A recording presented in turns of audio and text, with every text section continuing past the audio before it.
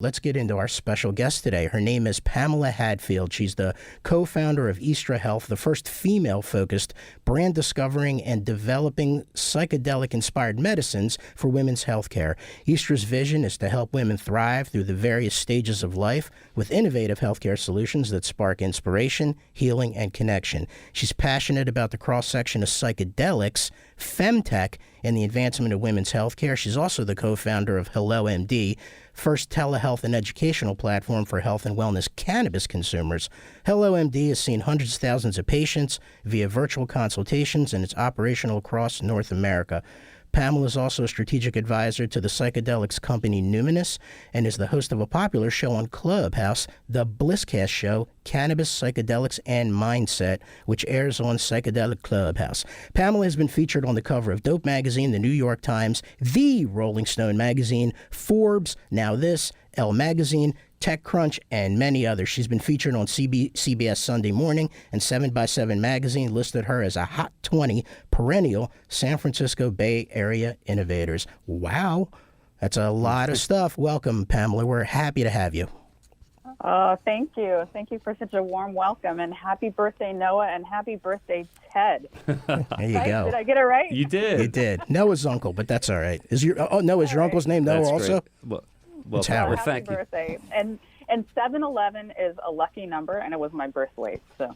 Oh, wow. That's a just fun round it fact. up. Write Nice. that down. That's Pamela's birth weight. Anyway, so look, you're such an inspiring entrepreneur to us and to other people in the cannabis industry. We want to first thank you for paving the way in the industry. It's been a while, and Max and I are really here, like taking the baton and helping to carry it. So we want to first say thank you, and we appreciate all the work that you have done in this industry. As we all have learned over the past year, cannabis is an essential business. So when it's something for everyone to take note of, and it's pioneers like Pamela that do the uncomfortable things to blaze a trail for everyone and the benefit for others. So just keep that in mind as we go through this. And Pamela, as we start out, as an entrepreneur, as we are, I'm really curious, as an entrepreneur, when deciding on business ideas for you, where does your passion and inspiration come from? That's an interesting question. I think that's different for everyone and is highly personal. I think for me, in order to go through the hardship of starting a business, it has to start with something that I'm extremely passionate about. So, I started HelloMD 8 or 9 years ago because CBD particularly was transformative to my health, was able to get me off of highly addictive opiates and stop my lifelong migraines. So, when I had that experience, I thought, if I'm consuming cannabis, which was something I'd never done before, high CBD, low THC cannabis, and it's been created this remarkable transformation in my health. There must be millions of other people out there like this who never even considered this. I like to say what was my medication of last resort should have been my medication of first resort. And so I started HelloMD based on that premise. And so we were the first telehealth and educational platform in the cannabis space. But it was a hard road to go down at that time. And similarly, psychedelics I see as the biggest healthcare disruptor of our generation for a variety of reasons, and we can unpack that a little bit later. But because they were able to help lift me out of a depression, I thought, this could help women everywhere. So I start businesses because something resonates with me. Yeah, and sorry, go ahead. No, that's it. Yeah, so we can relate to that. I mean, running a startup, you wear a lot of different hats. Stephen and I are business all day, and even in previous lives before we did this startup. And, because of that, you have to wear a lot of different hats. What's your favorite role, or what's the most important role you play in a startup, in your startup? I think what gets me out of bed in the morning is being able to change the conversation and apply critical thinking when it comes to our lens of perception. I'm not saying that I'm right, but what I really enjoy doing is talking to people about the positive impacts that something such as cannabis has had on my life, or such as psychedelics, and being able to change the conversation. 8 or 9 years ago, when I hopped into the cannabis space, I talked to a very well-known VC about investment, and he looked at me straight in the eye and said, you're basically it's similar to porn or gambling. Like, there's no way anyone's ever going to support you financially in this industry. Stigma. And then we look 8 or 9 years later, and the conversation has completely changed, and you're starting a radio show on cannabis investing. So, being able to be part of, a quote unquote movement where social impact, positive social impact can be one of the things that comes out of that. I think that's super exciting. And it's what, makes me pop out of bed, even during the really, really tough times of starting a business, or, just the bumpy road it can be. Yeah, and I can feel that from you. It's infectious. Infectious. Yeah, I'm not the best with words all the time, but I'm working on it. But what I want to know, and at least describe for our listeners, what is HelloMD, because it provides a great service. And can you just give us a basic description? What is HelloMD, and how do people use it?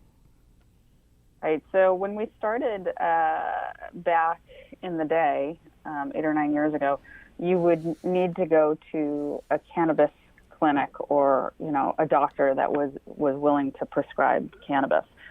Typically, that wasn't a very I wouldn't say it wasn't a highly professional environment or experience that you might have. And so I ended up getting my cannabis document, or cannabis medical marijuana card at the time, and it had obviously a positive outcome. But my experience seeing a doctor was not positive. And so I thought, there should be a telehealth application out there where people have privacy. They're able to, see a doctor online, and it's affordable, and they get high quality medical advice. And so that was the premise. And so we launched HelloMD. And initially, it was actually very difficult to get medical doctors to work for us, because a lot of doctors didn't want to put their license on the line. But the premise worked, and along with that, we started a community and started to create a lot of educational content, and it took off. It just so happened we were the first in California to have a cannabis-oriented telehealth platform. It just so happened that the laws had just changed so that it made it available. And then we started to operate in states that it would allow us to do so. And we also operate across Canada.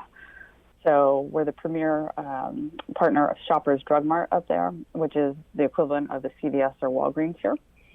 And so that's what we've done for the last 8 or 9 years. Nice. So if you need a license and a medical card in a state, check up HelloMD's website, and they can get you set up online. Before we move over from HelloMD, I wanted to ask you, based on your experiences there, can you tell us a little bit more about what's really the few standout things about CBD that our listeners can benefit from? The few standout things. I mean, I just think that CBD is such a remarkable part of the cannabis plant. It's really one of the unsung heroes, I think. And as the recreational sort of movement goes across the United States, it seems that so many people are focused on THC and how much THC is in something, but it's the cannabinoid CBD that balances off that plant. And it's sort of like, I like to say that THC is like the extrovert and CBD is the introvert, right? That's a great analogy. Yeah, thanks for closing the door on that. And, we're obviously fans of CBD and cannabis, but, there's a lot of conversations that have been taking us towards the direction of psychedelics. So we want to move into your new venture, Eastra Health. Why don't you tell us a little bit about that? Well, Eastra Health was really born out of my experience at HelloMD. We've seen hundreds of thousands of patients over the years. And I've had the great fortune and honor of speaking to so many of the patients that have come through our door. And of course, I fielded just, so many questions about cannabis, but it was, and I'll just back that up a little bit, that people often are coming to HelloMD because they have a health problem.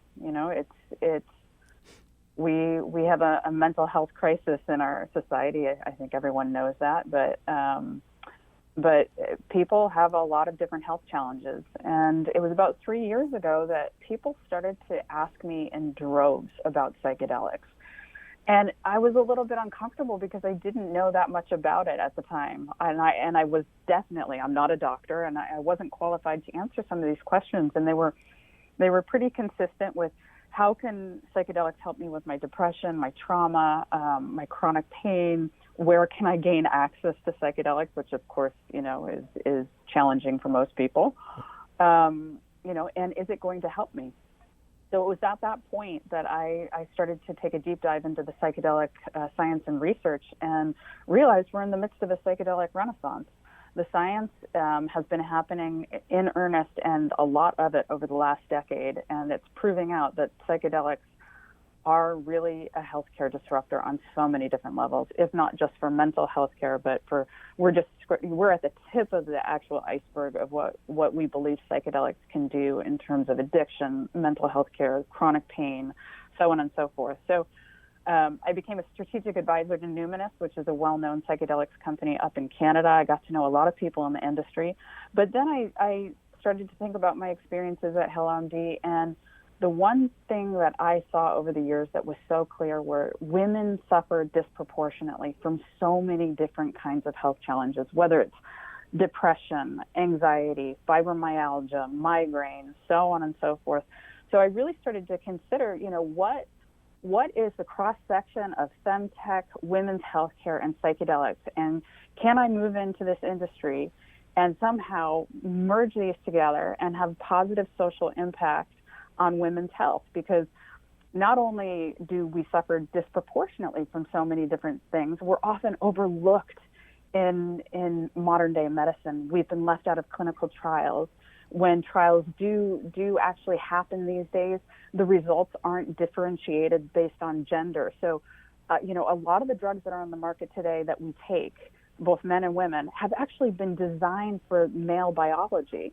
So Eastra Health is out on the forefront, and we want to develop psychedelic-derived medicines that help women from PMS to menopause and, make a real difference. And look at women and design, psychedelic-derived medicines specifically for their needs and for them. Gotcha. That's a great mission and much needed. So bravo. We're applauding you for sure, and we definitely want to help get some wind in your sails. I do need to take a step back just for everyone here, because you are a leader. You're on the edge. You're blazing a trail. We need to break things down a little bit simpler for us here that are just kind of watching from the sidelines. So right. I just want to ask you a simple question. I know it may not be simple, but what are psychedelics? That's actually it's a much harder question to answer because psychedelics are really anything that change your alter you physically and mentally. So actually, coffee could be called a psychedelic. I haven't read it yet, but Michael Pollan just came out with his new book, This Is Your Mind on Plants. And it tackles some of this within that. Yeah. Okay. So let me give you some context then. So when customers come up or people come up to us, they have an issue like you mentioned. They're not well for whatever reason, mental, physical. They come to Max and me and they say, I don't want to use marijuana because it can be intoxicating and it's psychoactive. Right. So I want to start with trying CBD because it doesn't have those properties. It's not psychoactive. And then there's also differentiating between is something psychoactive versus intoxicating. But so you could consider THC, I guess. Would that be considered a psychedelic? It depends on who you actually talk to. Some researchers and doctors do consider it a psychedelic. It's more often and frequently called psychoactive. But a psychedelic is typically, referring to the types of drugs that will give you hallucinogenics or hallucinations. Not hallucinate. You know what I'm trying to say. Hallucinate. Yeah. Visuals. Tripping. Yeah. Tripping. Need one. Right. Yeah. But the interesting thing about psychedelics is that not all of them do that. And a psychedelic that's actually legal in the United States right now is ketamine, and it's being used quite effectively for the treatment of depression. That's, it's a psychedelic, but it's more of what they call a dissociative. So people who have intractable depression will go into these clinics and get an IV ketamine infusion. And for many people, it's extremely helpful. Yeah, well, that's good. I know the answer of it's a gray area because it's still being developed, and what is it? I respect that. It's a good answer. You raised the question. What's the legal issues that you see with psychedelics? So it's interesting with psychedelics because people often compare it being parallel track with cannabis, but psychedelics are going down a very different pathway than cannabis did, and they're going through the FDA approval route. So where psychedelics stand today is that psilocybin and MDMA are basically on their way to being approved as a prescribed medicine, where people will most likely have access to clinically assisted psychotherapy with either psilocybin, aka magic mushrooms, or MDMA by 2023. So this opens the door for other psychedelic molecules and substances to go down similar pathways. So we will be seeing clinically assisted psychotherapy available to people in the near future. That's encouraging. And, the passion that you have for the business, Stephen and I are clearly guinea pigs for our business. The question is, are you a giant lab rat for yours as well?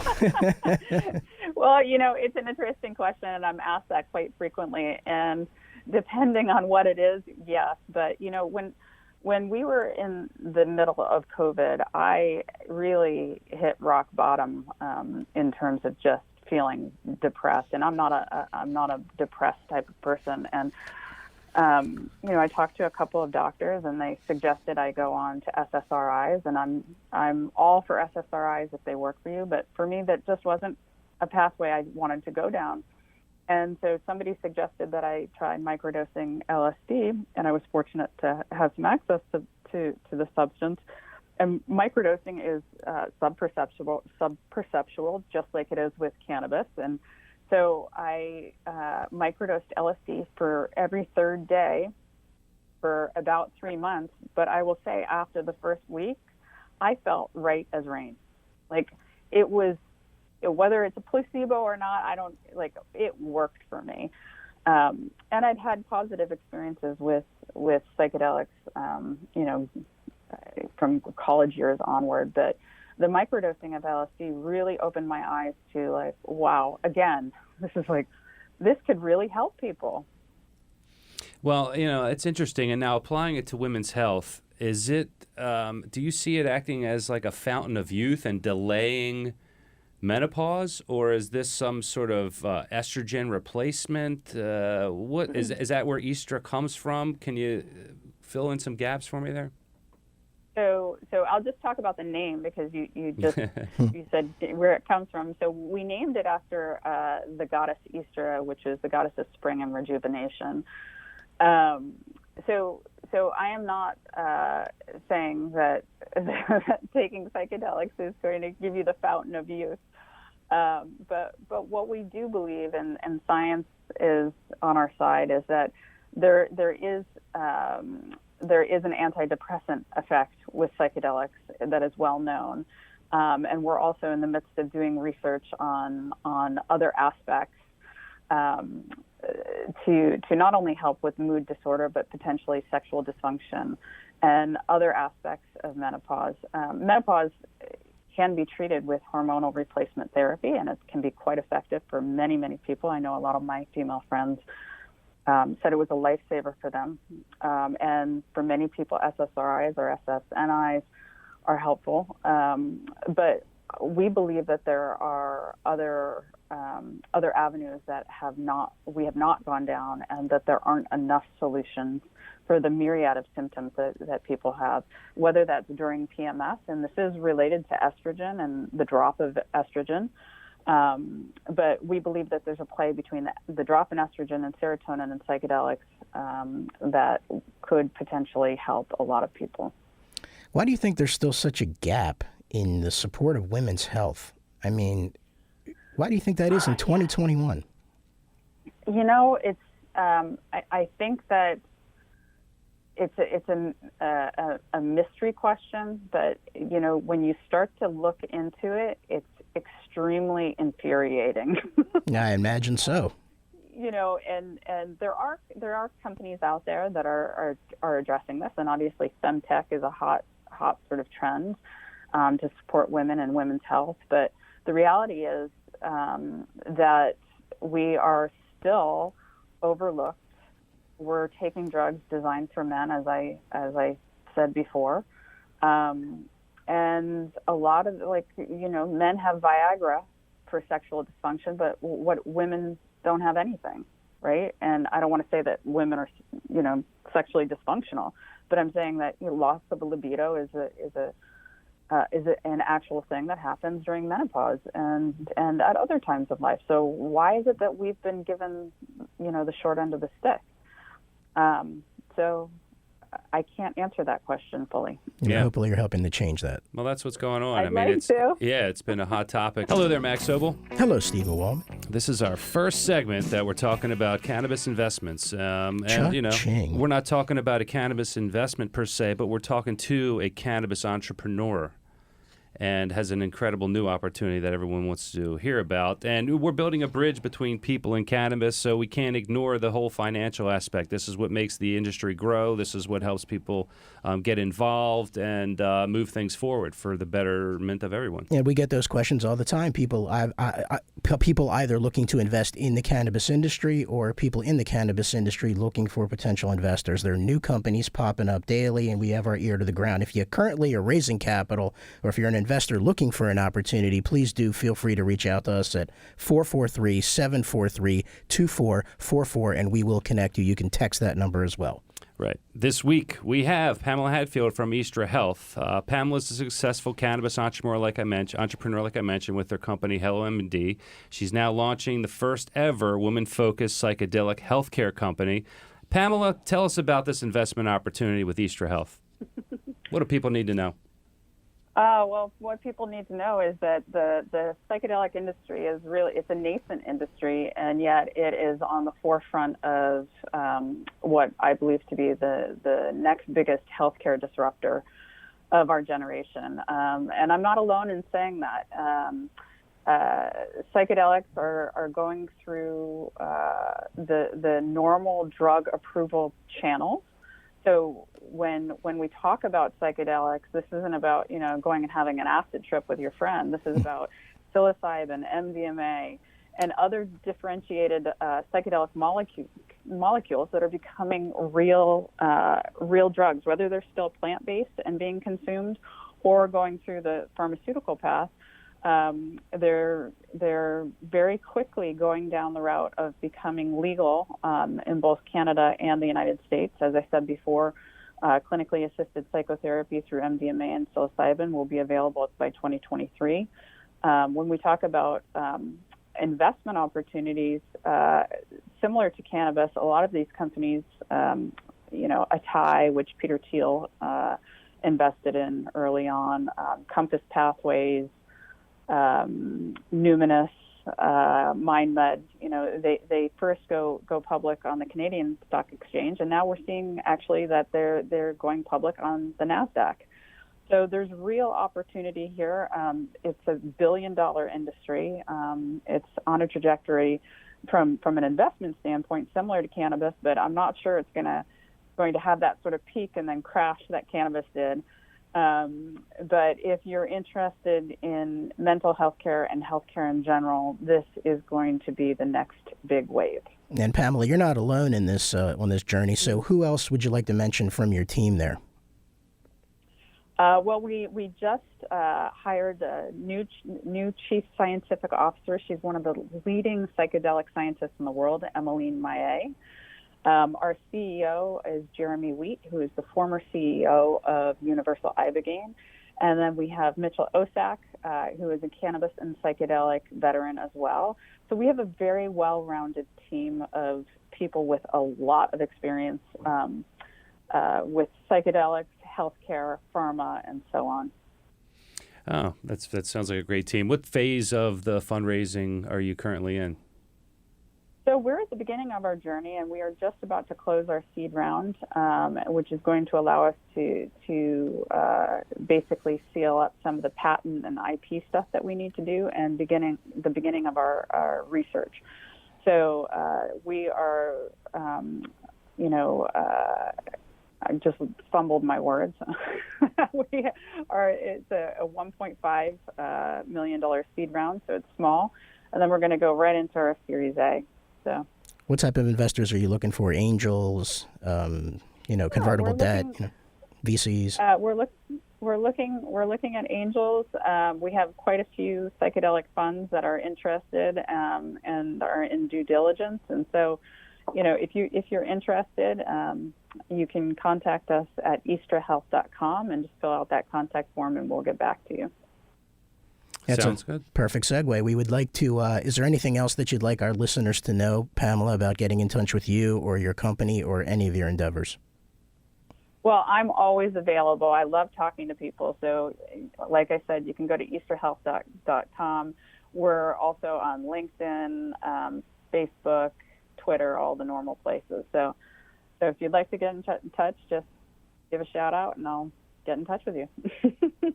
And also, you can find me on Clubhouse, where I run my show, the Blisscast show, which is cannabis, psychedelics, and mindset, and that is usually seen on the Psychedelic Clubhouse, which is 50,000 members and growing. So yeah. Oh, pretty good. Well, everyone, follow up with Pamela. Get in touch with her. Help her out. She needs it, and we need it. That's right. The world needs it. Thank you. Thanks, Pamela, for being such a wonderful guest. We appreciate you being on. Hopefully, we can get you back in for an update sometime later. You bet. I'd love it. Thank Sounds you guys good. so much.